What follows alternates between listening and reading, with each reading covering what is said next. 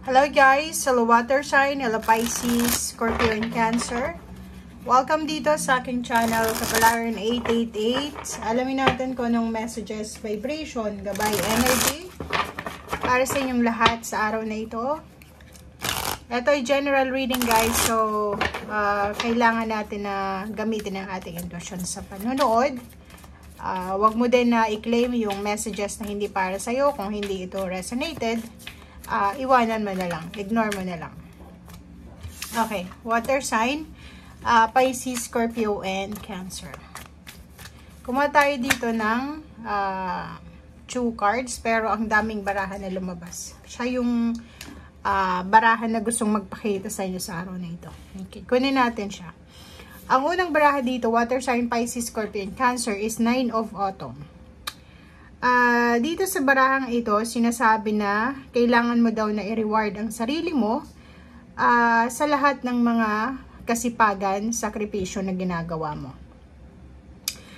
Dito sinasabi ng barahan na posibleng sa araw na ito, mas ma-appreciate mo yung time na mag-isa ka lang. Siguro sobrang busy ka, and ngayon na wala kang time para sa sarili mo, parang appreciated mo sa araw na ito if nakabakasyon ka ngayon or wala kang ginagawa, appreciated mo ang araw na ito kasi parang yun yung na-miss mo or ito yung gusto mo na makuha kung ano yung kailangan mo para sa sarili mo, parang ganun. So dito sinasabi din ng baraha, if you're an self-employed or freelancer or negosyante, masaya ka and kontento ka sa kung ano man na success na nakukuha mo sa usaping business or pagsasarili. Okay?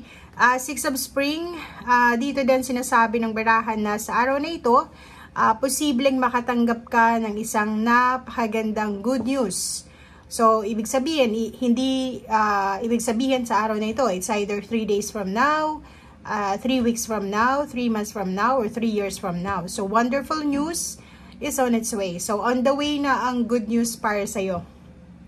Lahat ng mga choices mo from your past ay posibleng magbigay sa'yo ng rewards, recognition, or any success. So, dito sinasabi, if ever na masipag ka sa ginagawa mo, sa trabaho mo, or sinasabi ng baraha, lahat ng sacrifices mo, lahat ng mga ginawa mo from your past or sa present situation, yan ay pwedeng ibalik sa'yo ng tenfold ng ating universe. Ace of Spring, dito sa barahang to, if ever man marami kayong plano sa buhay, like gusto nyong simulan, like magnegosyo, maging self-employed, maging freelancer, maging empleyado, magpamilya, maging single, ano man itong mga pinag-iisipan mo, it's time to take action na. Okay? Huwag kang matakot, and i-pursue mo kung ano talaga yung pinaka-pangarap mo sa buhay. Sinasabi ng baraha sa'yo dito na may mga opportunities na pwedeng pumasok sa buhay mo last year or pwedeng few years ago na hindi mo masyadong nabibigyan ng pansin. But sinasabi ng baraha sa'yo na today siguro kailangan nating ma-realize na may mga bagay-bagay tayong hinahang or hindi natin tinutuloy na kailangan na natin ituloy as soon as possible. Meron kang 3 cards na summer dito. First card is 3 of summer. So, same din dito. Sinasabi sa'yo ng baraha na may isang good news na posibleng parating. Good news worth celebrating. So, everything is under control by the universe and ng ating Panginoon. So, posibleng makatanggap ka ng announcement or pwedeng invitation of weddings, graduations, birth, or pregnancy. So, dito sinasabi ng baraha na ihanda mo ang sarili mo kasi ang linggong ito ay sobrang masaya. Marami kang isi-celebrate, maraming mga balita ang pwedeng dumating sa'yo. Next card is King of Summer. Dito sinasabi ng barahan na if ever na in a relationship ka, kung ano man itong plano nyong mag-asawa, mag-boyfriend, mag-girlfriend, mag-live-in partner, you can trust sa kung ano man itong mga plano niya sa buhay tungkol sa inyong dalawa. Sinasabi ng baraha sa'yo dito na medyo may involved ka sa mga pangyayari sa iyong barangay, sa iyong munisipyo or sa mundo. So parang mas magiging curious ka ngayon sa mga pangyayari sa paligid mo. Ang last card natin dito sa tarot deck is, it's either in a relationship, or kung in a relationship ka, mas magle-level up yung relationship mo. If you are single, posibleng may isang pagkakataon ngayon na bigla ka lang may in love, 'di ba? So stay grounded. So if ever man na bigla kang may in love, unang pagkikita nyo pa lang, bigla kang may in love, kailangan mong maging grounded. Kailangan mong i-check kung tama ba tong nararamdaman ko, 'di ba? So, 'yun ang sinasabi ng baraha. Especially if you're with someone na committed relationship, 'di ba? So, unfair 'yun. So, kailangan mong siguraduhin kung ang taong ito na gusto mo or minamahal mo ay talagang siya na talaga. So, 'yun ang nakikita natin dito. Water sign, Pisces, Scorpio, Cancer.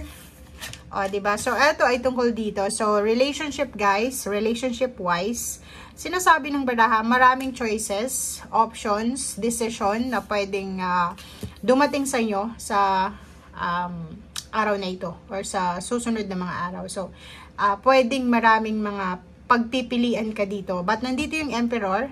Ang Emperor card is a wise card. So, kailangan mo daw na timbangin ang sitwasyon. If you're in a relationship, be humble. Umiwas tayo sa mga tukso. If you are single naman, i-weigh pa rin natin yung circumstances. Kasi hindi ibig sabihin, kahit single ka, single din siya, okay na. Kailangan mong alamin kung pareho ba, mutual ba yung feelings yung dalawa, or baka ikaw lang, baka one-sided lang. So, kailangan mong i-check yung decision making natin. Huwag tayong masyadong emotional sa araw na ito. And huwag din tayong masyadong logical. So, dun lang tayo sa balance. Magician and Queen of Swords and Nine of Wands. Nakikita ko may isa ditong, dalawa, marami na water sign, Pisces, Scorpio, Cancer. Medyo nakakaramdam sila ng pagod sa araw na ito. Syempre, human being, napapagod. So, may mga pagkakataon na mapagod ka sa araw na ito, but sinasabi ng baraha sa'yo dito na huwag kang magpo-focus sa nararamdaman mong pagod.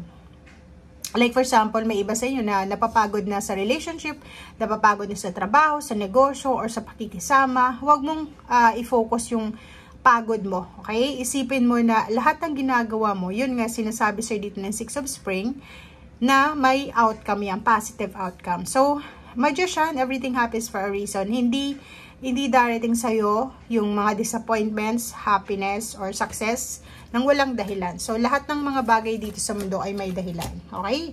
Last card natin is, wow, andito yung Empress tsaka Emperor. Oh. Ito yung Empress, ito yung Emperor. Kunin ko sinasabi ng baraha mo dito na napakarami mong ideas, hindi lang sa linggong ito.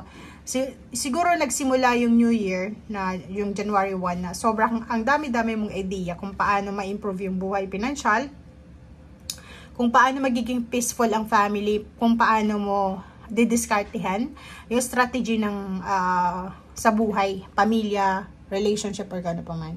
And today, nakikita natin na handang-handa ka, 'di ba? Like, handa kang alagaan kung ano yung kailangan alagaan sa buhay mo. Pamilya, sarili, health, emotional, financial, lahat ng klase na kailangan mong guardyahan, ay gagwardyahan mo, parang gano'n. So, etong number 3 na abundance, na prosperity, na Empress card, take care of your body. Yun yung sinasabi. Especially if you're pregnant or you're a mother, kailangan na kailangan ka ng iyong pamilya, ng anak mo kung may anak ka, or ng parents mo, lalo na sa panahong may mga pinagdadaanan sila. So, kailangan mo maging strong, okay? Para sa kanila and para sa sarili mo. Okay? Thank you guys. Bye!